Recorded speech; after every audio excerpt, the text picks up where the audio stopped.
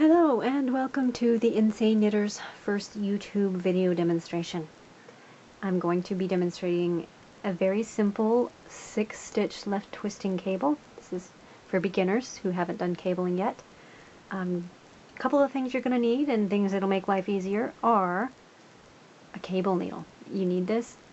There is a way, I have seen these videos on YouTube, that people do cable without cable needles. They are professionals and very advanced, and I am in awe of their skill. So I use a cable needle, and you should too if you're just starting out with cabling. They do make these in various forms. They come in metal, they come in straight with a little V cut into them. There's a lot of different variations on a cable needle. This is just a little plastic hook version that I like. It helps me, and I'll show you how to use it here in just a second.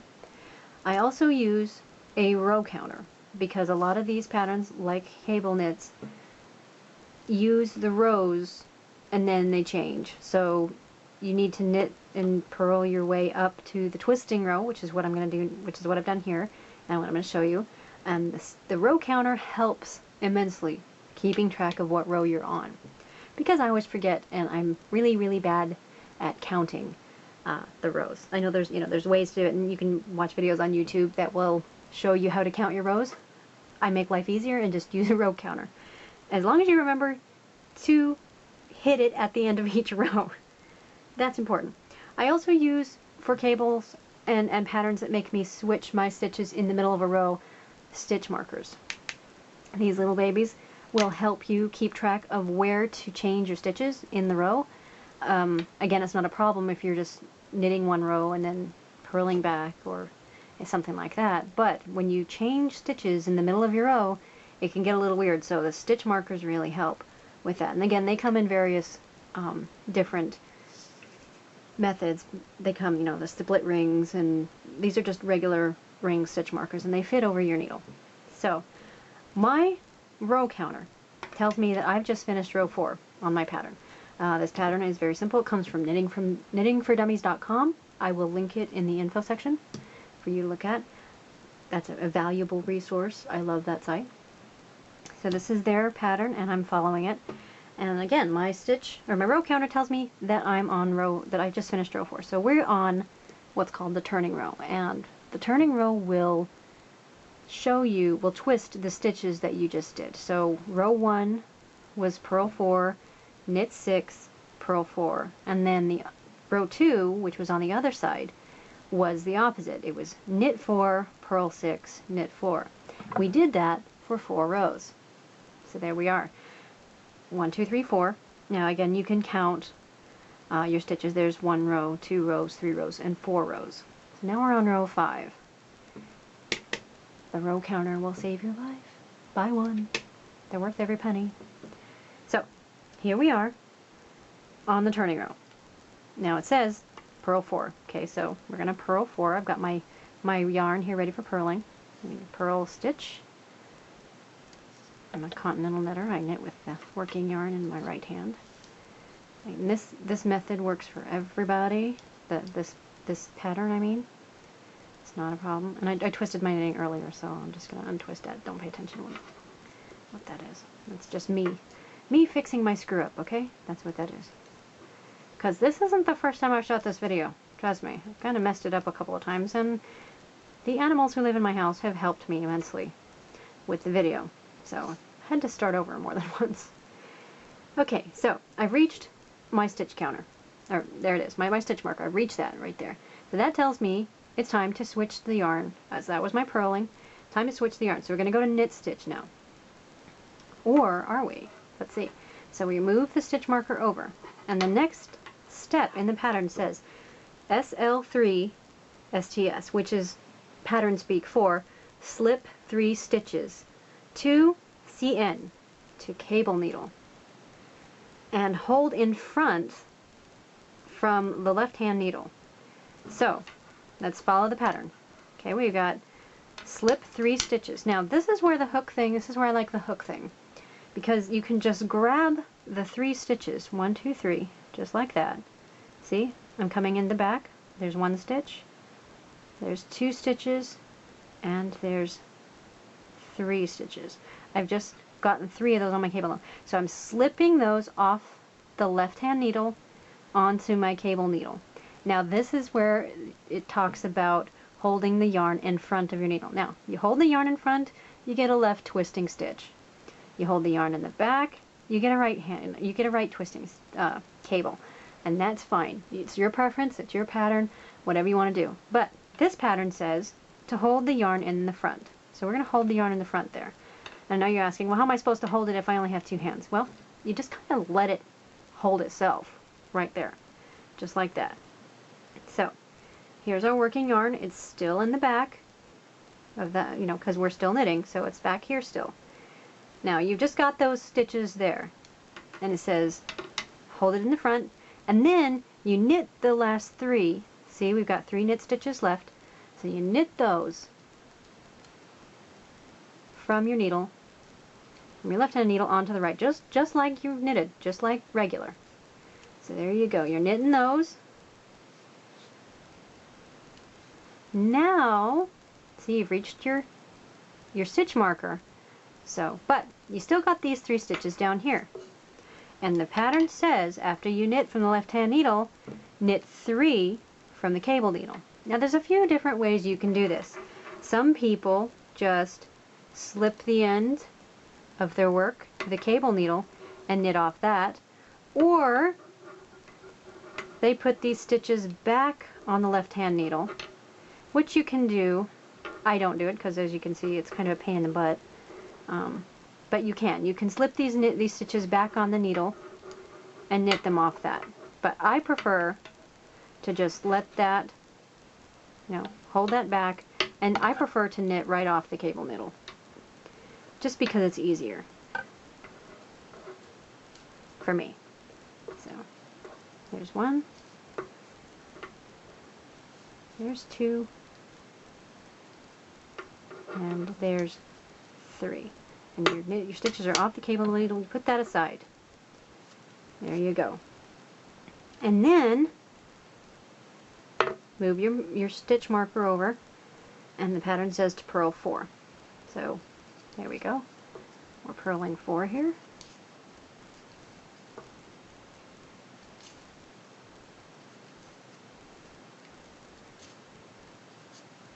Purl 4. And you're done with that row. Now, as you can see, when you straighten your knitting out, you twisted your stitches.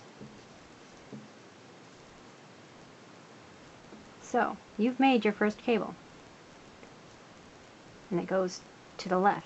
Now, if I were to continue this pattern, which I may do for another demonstration here in just a second, I would turn this and go on and say, don't forget your stitch, or your row counter.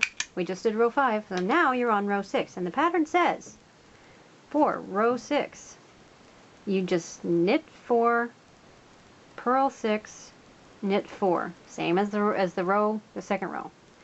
And then when you got back to that row 7, you just do it again. Just keep repeating it over and over, and then your stockinette stitches, the ones in the middle here, would become 1 long cable. So that's pretty much it. Cable needle, slip in your stitches. You can, like I said, you can either put them back on your needle and knit them off that, or you can knit them off the cable needle, which I like. So that's that, and I will go ahead and pause here and knit a little more and show you that result. So I'll be right back. And we're back. I just followed the pattern again, and my handy dandy row counter says we're back at row number 4. I reset it once I finished with row 6, because it says, row 7 is the same as repeat 1 through 6. So I reset my counter to work from the pattern from the beginning again. So I've done, right here you can see where we did our cabling, I've done 4 more rows. So here we go, 4 more rows, and now we're back at row 5, which is the turning row. So again, we go purl 4. So, and again, I'm a beginner, so I still use the beginning stitches. And I'll show you something here in my pattern where I even with all my precautions, with my stitch counters, my row counters, my stitch markers, everything, I have still messed up my stitches. And, you know, I was paying attention. I'm not perfect. I'm a beginner, so. Okay, now, after we've purled 4, again, we're going to use our cable needle to slip 3 stitches. So, 1, 2, 3. Come on, you. That third one's always a bit tough. Okay, slip them off. Just let them hold them in the front. Again, if you hold them if you put them to the back and you do it, you get a right twisting cable. We're doing left, so this pattern calls for left, so it's in the front. And then we knit 3. Basically what you're doing is you're just, you know, crossing your stitches over. And that makes the cable. It looks really scary and it feels really scary at first, but honestly, this is really easy. Of course, I'm like I said, I'm a beginner, so it's okay. You know, I'm okay with it right now. But I still honestly don't know how to do. You know, I don't know how to do hats or socks or sweaters. I'm working on those. I'm practicing. I'm learning. YouTube has taught me a lot about knitting, which is why I'm doing this demonstration video. Okay, so there, I've knitted off my cable needle. And I've reached my stitch markers. That means it's time to move my yarn back, which I just did, and purl 4 more. 1, 2, 3, 4. Okay, there we go. We have purled our 4 stitches. We're done with that row, and as you can see, we've made another little twisting cable. So this was our first twist right here, and then we knitted some more. Well, I did knitted some more, and then we twisted again. So we have another twist, and now we have our 6-stitch cable. Yay! Isn't that fun? So that's all I have for you right now. I will do more videos in the future, now that I know how to set the camera up and do stuff. So thank you for watching. I hope you enjoy this. Again, like I said, I'm a beginner, so I was going to show you that. I was going to show you what I did as a beginner. Even with all, you know, my row counters, my stitch markers, everything, I have screwed this up. Right here, you'll see these are supposed to be purl stitches on this side, but I forgot to move my yarn when I was knitting, and these are knit stitches instead, and it's really noticeable. It's really obvious on the back. And I know it wouldn't matter to people who, you know, who were, say this was a scarf and I was giving as it a gift. They probably wouldn't mind, but I would know. I notice because I know how to knit, and other knitters would notice too. See where I've messed up the pattern? This is the back, or what's called the wrong side, because this is the side that wouldn't show. And that's my cat behind me, who is climbing up my chair, so excuse the noise. But you'll see I've got nice little knit stitches, little stockinets, knit, knit, knit, knit, knit, and then I have rows where I have purled over the knit stitches, and that's wrong. That's a mistake. So, and I did it over here too, on this side. This entire row, I think it was row number 3, I messed up on.